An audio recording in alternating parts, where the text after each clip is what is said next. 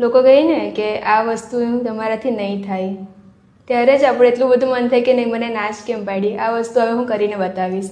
બસ એ જ મેં મારી લાઈફમાં આજે પ્રૂફ કર્યું કે નહીં. મને ઘણા બધા કહેતા હતા કે આ શું ડ્રો કર્યા કરે છે, એમ ફેમિલી મેમ્બર્સ છે, અમુક સોસાયટીવાળા છે કે લાઈક આ બધું તો આપણે શોખની વસ્તુ છે, આમાંથી કંઈ ફ્યુચર સેટ નથી થવાનું, આ બધું ટાઈમપાસ છે, મતલબ ફ્રી ટાઈમમાં કરાય, આનાથી કંઈ એ નથી એમ કે કંઈ અર્નિંગ નથી થવાનું, એ રીતના બધું હતું. પણ મારે એ જ બધાને પ્રૂફ કરવું હતું કે નહીં, આનાથી પણ થઈ શકે લાઈફ સેટ ને.